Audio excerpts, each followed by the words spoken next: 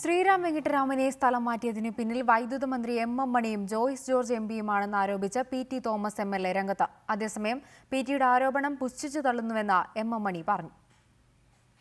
Devikulam sub കളക്ടറായിരുന്ന Sriram വെങ്കിട്ടരാമനെ സ്ഥലം മാറ്റിയതിന്റെ പിന്നിൽ മന്ത്രി എം മണിയും ജോയ്സ് ജോർജ് എംപിയുമാണെന്ന് പി.ടി. തോമസ്. ഏറ്റവും വലിയ കയ്യേറ്റക്കാരനാണ് മന്ത്രി എം മണിയും ജോയ്സ് ജോർജും. എപ്പോഴാണ് ശ്രീറാം വെങ്കിട്ടരാമനെ മാറ്റാൻ എപ്പോഴാണ് അല്ലെങ്കിൽ അതിനുള്ള ശ്രമം തുടങ്ങിയെന്നാണ് ജോയ്സ് ജോർജ് എംപിക്ക് നോട്ടീസ് അയച്ചപ്പോഴാണ്. അന്ന് ഹർത്താൽ നടത്തിയപ്പോൾ ലോക്കലി, എന്നിട്ട് രണ്ടാമത്തെ നോട്ടീസിൻ്റെ അന്ന് ആ ഓഫീസിന് മുമ്പിൽ സമരം ആരംഭിച്ചു കർഷക സംഘം. മൂന്നാമത്തെ പ്രാവശ്യം അവിടെ സമരം നടത്തി. അപ്പം തൊട്ടാണ് ഈ വെങ്കിട്ടരാമനെ മാറ്റണമെന്ന് ഉള്ള ആവശ്യം ഉയർന്നു വന്നത്. പി.ടി. തോമസിന് മറുപടിയുമായി എം മണിയും രംഗത്തെത്തി. തനിക്ക് ഭൂമിയുണ്ടെങ്കിൽ അത് സൗജന്യമായി പി.ടി. തോമസിന് എഴുതി കൊടുക്കാമെന്നായിരുന്നു മന്ത്രിയുടെ മറുപടി. ഭൂമിയുണ്ടെങ്കിൽ ഒരു കാര്യം ചെയ്യട്ടെ, പി.ടി. തോമസ് പത്രം മേടിച്ചുകൊണ്ട് വരട്ടെ, ഫ്രീ ആയിട്ട് എഴുതി അങ്ങ് കൊടുത്തേക്കാം.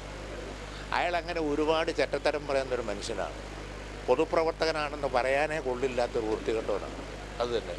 പി.ടി. തോമസും ഉമ്മൻചാണ്ടിയും തിരുവഞ്ചൂർ രാധാകൃഷ്ണനും ചേർന്ന് തന്നെ ഒതുക്കാൻ ശ്രമിച്ചെങ്കിലും ഒന്നും സംഭവിച്ചില്ലെന്നും മന്ത്രി പറഞ്ഞു.